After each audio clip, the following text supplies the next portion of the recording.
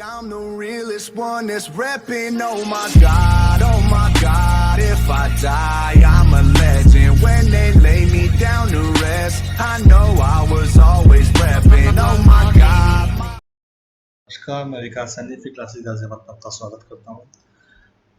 दोस्तों, आज के जो टॉपिक हमारा वो इंटरेक्शन कैपिटल के बारे में है। जैसे कि हम पार्टनरशिप में चल रहे थे, साझेदारी के बारे में बात करते थे, तो उसी के अंदर हमारा एक टॉपिक आता है इंटरेक्शन कैपिटल। जब कोई पार्टनर अपनी कैपिटल लगाता है तो वो उम्मीद करता है कि कैपिटल में कुछ ना कुछ उसको पुरस्कार मिल जाएगा, प्रॉफिट मिलेगा। तो उसके बारे में आज बात करेंगे। देखते हैं क्या कहता है। जब साझेदार व्यापार में भिन्न भिन्न पूंजी लगते हैं, कोई कम लगाता है, कोई ज़्यादा लगाता है। जब भी कोई पार्टनरशिप बनती है तो हर पार्टनर जरूरी नहीं कि वो इक्वल पूंजी लगाए। किसी के पास ज़्यादा पूंजी है, पैसा है, किसी के पास कम पूंजी है, कम पैसा है, तो उसी हिसाब से इन्वेस्ट करता है। तो साधारण सी बात है, ज़्यादा पूंजी लगाने वाला व्यक्ति साझेदार जो होगा वो अपनी पूंजी पर अतिरिक्त वापसी मांगे, अपेक्षा करेगा कि भाई कुछ ना कुछ मिले, एक्स्ट्रा प्रॉफिट मिले, एक्स्ट्रा पैसा मिले, पुरस्कार मिले। तो उसी पुरस्कार को हम यहाँ ब्याज बोलते हैं, पूंजी पे ब्याज बोलते हैं। यह राशि एक स्थायी प्रतिशत या दर पर होता है। एक फिक्स परसेंटेज हम इसके अंदर कर देते हैं कि हर साल आपको 6%, 5%, 4% जो भी है वो फिक्स परसेंटेज मिलेगी, उसी के हिसाब से चलेगा। और लेकिन कभी कभी क्या होता है, जब साझेदार द्वारा लगाई गई पूंजी की रकम के अनुपात में लाभ हानि बांटते हैं।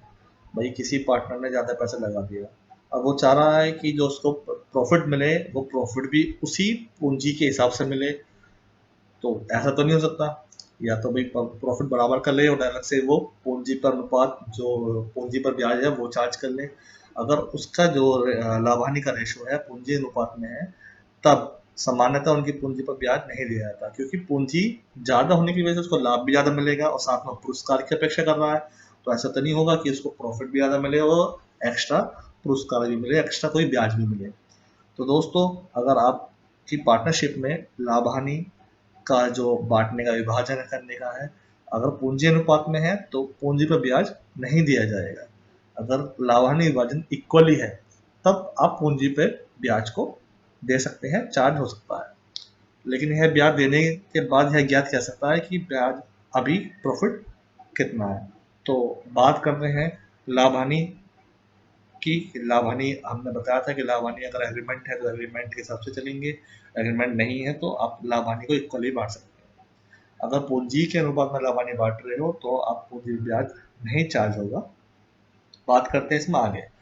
भारतीय साझेदारी अधिनियम 1932 धारा 13C के अनुसार, भारतीय साझेदारी अधिनियम 1932 हमने बताया था पहले कि जो साझेदारी अधिनियम बना था 1932 में बना था, उसी की धारा 13C के हम चलते हैं। 13C में पूंजी में ब्याज देने की कोई व्यवस्था नहीं की गई थी उस समय पर, लेकिन संलेख में ऐसी व्यवस्था हो तो पूंजी पर एक निश्चित दर से ब्याज दे सकता है। पहली बात, सरकार ने उस टाइम पर कोई ऐसी व्यवस्था नहीं की थी, लेकिन अगर संलेख है और संलेख में वो दिया गया है कि कितना ब्याज उसमें लिख सकते हैं, तो उसी ब्याज के हिसाब से आप उसमें ब्याज की राशि को चार्ज करोगे। यह ब्याज जो होगा वो व्यापार की हानि या व्यय के कहलाएगा, क्योंकि यह ब्याज जो व्यापार है वो अपनी तरफ से अपने पार्टनर्स को दे रहा है, तो व्यापार से तो पैसा जा रहा है, तो उसके लिए वो हानि या खर्चा कहलाएगा। तो इसे हम जो लाभ हानि खाता हम लोग पिछली वीडियो में देखा था अप्रोप्रिएशन अकाउंट, हम इसको इसलिए डेबिट पर्सन लिखते हैं, डेबिट साइड लिखते हैं, क्योंकि जितने भी हमारे खर्चे होते हैं वो डेबिट साइड में लिखे जाते हैं, तो हम उसको डेबिट साइड में दिखा देते हैं। इसके अलावा साझेदार का तो फायदा हो रहा है, उसको एक्स्ट्रा ब्याज मिल रहा है, एक्स्ट्रा इनकम आ रही है। तो जब हम पार्टनर्स के कैपिटल अकाउंट की तरफ ध्यान देंगे तो कैपिटल अकाउंट में हम इसको क्रेडिट साइड लिखेंगे। ये आपका सिंपल सा रूल है, तो उसको याद कर लीजिएगा। इसी के आगे हम एग्जांपल देखते हैं। पूंजी में ब्याज की कुछ कंडीशन होती है, कैसे कैसे कब कब पूंजी ब्याज कैलकुलेट होता है, क्या क्या कंडीशन है, तो हम एग्जांपल के थ्रू उसको देखेंगे। जैसे कि हमारा पहला एग्जांपल है, मोहन और सोहन एक फर्म में साझेदार हैं जो लाभ हानि का विभाजन अपने पूंजी अनुपात में करते हैं। जो उनका लाभ हानि बढ़ रहा है वो पूंजी अनुपात में बढ़ रहा है। तो यहाँ क्वेश्चन में आपको पूंजी का अनुपात नहीं दे रखा है, तो सबसे पहले आपको पूंजी का अनुपात ही कैलकुलेट करना है। क्वेश्चन को आगे बढ़ते हैं। क्वेश्चन में कह रहा है गिरवी 10 सोलह को उनकी पूंजी, जो उन्होंने पैसा इन्वेस्ट किया था, कैपिटल इन्वेस्ट की थी, 14,000 रुपये 12,000 रुपये थी। अब बात करते हैं आगे की। जो आगे बात हो रही है वो मोहन के बारे में बात हो रही है, तो मोहन की कैपिटल के बारे में आप ध्यान दीजिएगा। उसने बोला कि मोहन ने 3 महीने बाद अपनी पूंजी का 2 2/7 2/7 भाग निकाल लिया है, और फिर 3 महीने बाद, मतलब 3 महीने बाद 2/7 निकाल लिया, जनवरी से 3 महीने बाद, मतलब मार्च में जाके, और उसके आगे के 3 महीने बाद उसने 3/5 जो पैसा निकाला था, उस पैसे का 3/5 वापस फर्म को दे दिया। क्वेश्चन में आगे चलते हैं। यदि फर्म का 2016 का जो फर्म का लाभ है 3630 3 या 630 है, तो उस पैसों को बांट कर दिखाओ। कैसे उस पैसों को बांटोगे? बात करते हैं हम नीचे, और सिर्फ मोहन की ही गणना इसमें हम दिखाएंगे कि सोहन के बारे में कुछ नहीं रखा, और सोहन की गणना होगी भी बहुत सिंपल तरीके से, हम उसको आगे दिखाएंगे आपको। मोहन की बात करते हैं तो हमारे जो साल में महीने होते हैं वो 12 महीने आपके होते हैं, जैसे कि आपको पता है 12 महीने आपके पूरे साल में होते हैं। तो जनवरी में क्वेश्चन स्टार्ट हुआ था, तो जनवरी में जब उसने शुरू में लगाए थे आपके 14,000 रुपये, 14,000 रुपये इन्वेस्ट करने के बाद उन पैसों को उसने 3 महीने तक चलाया। कैसा पता चला 3 महीने चलाया? क्योंकि उसने 3 महीने बाद पहला बदलाव किया अपनी कैपिटल में। जब कैपिटल में पहला बदलाव 3 महीने बाद हुआ है, तो उस पैसे को 3 महीने तक चलाया, तो 14,000 गुणा 3, तो आपका जो गुणनफल आएगा, जो प्रोडक्ट आएगा, वो 42,000 आ जाएगा। इसके बाद उसने अपने 14,000 रुपये में से 2.7 पार्ट निकाल लिया। कब निकाल लिया? मतलब कि कहीं उसने अप्रैल में आके अपना 2.7 पार्ट निकाल लिया। अभी 2.7 पार्ट आएगा कितना? 14,000 का 2/7 निकाल लोगे, 14,000 गुणा 2.7 इज इक्वल टू 4,000। जब आप 4,000 निकाल लोगे, तो अभी आपके पास कितना पैसा बचा? 10,000 रुपये। हमने यहाँ दिखा भी रखा है कि 14,000 माइनस 4,000, 10,000 रुपये आपका आ गया। अब अगला जो बदलाव किया है उसने 3 महीने बाद किया है, तो 3 महीने तक ये पैसा चला जाएगा उसने, 3 महीने तक जब ये पैसा चलेगा, तो 10,000 गुणा 3, 30,000 रुपये हमारा गुणनफल आ जाएगा। अगला जो बदलाव किया है उसने कहीं जुलाई में आगे किया है, 3 महीने बाद, अप्रैल के 3 महीने बाद। देखते हैं कितना बदलाव किया है। बदलाव में वो कह रहा है कि जो पैसा उसने पहले निकाला था उसी का 2/5 भाग वापस कर दिया है। हमने जो पहले पैसा निकाला था कितना निकाला था? 2/7 4,000, तो 4,000 का ही 2/5 भाग उसने वापस कर दिया। जब कैलकुलेट करोगे 4,000 गुणा 2/5, तो आपका करीब 2,400 रुपये आपका इसके अंदर निकल के आएगा। सॉरी दोस्तों, 2/5 नहीं, हम 3/5 वापस किया है, तो आपका 3/5 इसके अंदर हम दिखाए हुए हैं।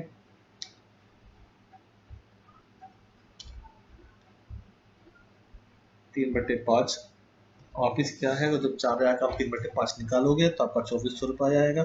अब जो पिछली जो कैपिटल थी हमारी 10,000 रुपये थी, 10,000 में हमने 2,400 प्लस के दिए, तो 12,400। इसके बाद मोहन ने कोई बदलाव नहीं किया है, तो सीधी सी बात है, अभी हमारे साल के 6 महीने बच रहे हैं 12 महीने के हिसाब से, तो 6 महीने की हमने मल्टीप्लाई कर दी, 74,400 इसमें आ गया। आपको सिर्फ ये देखना है कि कितने महीने बाद बदलाव किया, जितने महीने बाद ये बदलाव किया है आप यहाँ पे उसी उतने महीने की मल्टीप्लाई करते चले जाओगे, उसी से पता चलेगा कि हमने उस पैसे को कितने महीने तक यूज किया है। बदलाव से पता चलेगा कितने महीने तक यूज किया है। गुणनफल हमारा आ गया निकल के, सारे ही गुणनफल को प्लस कर लोगे, आपका आएगा 1,46,400 रुपये। ये मोहन की पूरे वर्ष की कैपिटल है। एक माह के लिए विनियोजित पूंजी उसकी कितनी है वो निकाल लेंगे। कैसे निकालेंगे? 1,46,400 को आप जब 12 से डिवाइड कर दोगे, तो आपका एक महीने का एवरेज निकल कर आएगा 12,200 रुपये। सेम सोहन की हम कैपिटल अब नीचे चेक कर लेते हैं, कैलकुलेशन कर लेते हैं। सोहन ने तो कोई बदलाव किया नहीं है, तो सोहन के पूरे साल का जो पैसा है 1,44,000 रुपये है, और एक महीने का पैसा 12,000 रुपये है। 12,000 रुपये इसमें पैसा एक महीने का है। आगे चलते हैं, अब हम इसमें लाभ हानि का अनुपात निकालते हैं लाभ हानि के लिए कि हमारा पूंजी अनुपात कितना है। बात करते हैं मोहन की पूंजी की। 12,200 रुपये हमारी मोहन की पूंजी है, और 12,000 रुपये सोहन की पूंजी है। जब दोनों का आप रेशो निकालोगे, थोड़ा रेशो को छोटा करोगे, तो वो रेशो छोटा होकर 61 और 60 हम आपका बच जाएगा। रेशो छोटा करने का तरीका सिंपल है कि 0 से 0 आपकी डिवाइड कर दी जाए, और डिवाइड करने के बाद जो भी सबसे छोटी फॉर्म में हमारा निकल आएगा, तो 61 और 60 आ जाएगा, और 61-60 के रेशो में ही हम इसको बांट देंगे। हमारा जो प्रॉफिट था 3,630 रुपये था, 3,630 रुपये मल्टीप्लाई 61 मोहन का अपॉन 121, ये 121 आपका टोटल करके आएगा।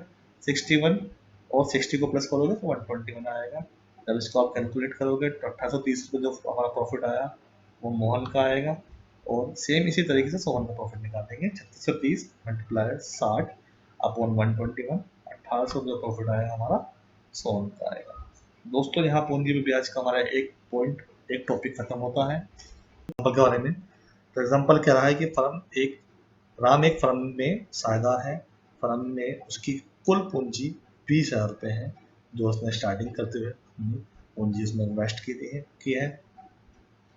बात करते हैं, उसने 1 जुलाई को 5,000 रुपये अतिरिक्त पूंजी के रूप में लगाए हैं। तो यहाँ हमें नहीं पता कि बिजनेस कब शुरू हो रहा है, लेकिन ये जरूर बताया है क्वेश्चन में आगे कि जो बिजनेस खत्म हो रहा है वो दिसंबर को खत्म हो रहा है। तो सीधी सी बात है, जनवरी में बिजनेस स्टार्ट हुआ होगा। तो उसकी जो फर्म की जो कुल पूंजी है उस समय में वो 20,000 रुपये शुरू में होगी, जनवरी के आसपास की बात होगी। तो उसने पूंजी ब्याज 6% की दर से हमें ब्याज की राशि दे रखी है। अब देखते हैं क्वेश्चन के अंदर क्या क्या हम कर सकते हैं, हल करते हैं। तो क्वेश्चन हम पिछले तरीके से ही करेंगे, धनराशि, माह, गुणनफल और गणना। गणना का जो कॉलम है वो आप चाहे तो दिखा सकते हो, चाहो तो ना दिखा सकते हो, क्योंकि ये वर्किंग नोट के कॉलम है, ये हमने आपको सिर्फ समझाने के लिए दिखाया गया है यहाँ पर। बात करते हैं इसकी घटना के हिसाब से कि कितना कितना पैसा उसने कब कब लगाया है। तो जब बिजनेस स्टार्ट हुआ था जनवरी के अंदर, तो उसने 20,000 रुपये अपने इन्वेस्टर्स के अंदर किए हैं।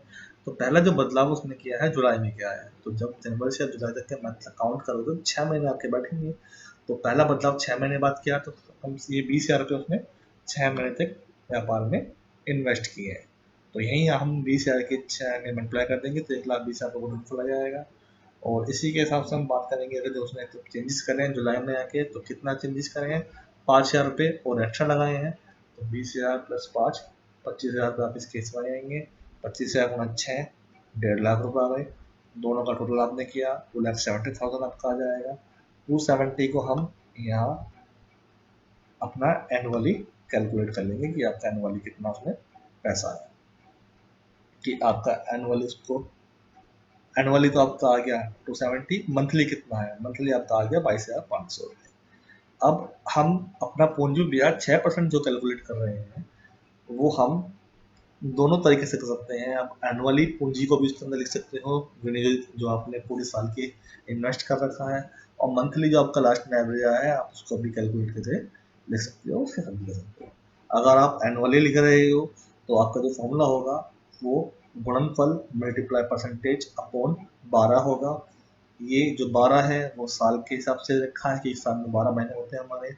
और अगर आप मंथली कर रहे हो तो 12 लिखने की आवश्यकता आपको नहीं है, क्योंकि आप पहले ही उसका एवरेज निकाल चुके हो, मंथली के हिसाब से निकाल चुके हो। तो 12 की आवश्यकता नहीं पड़ेगी, दोनों ही केसों में आपका जो आंसर सेम आएगा।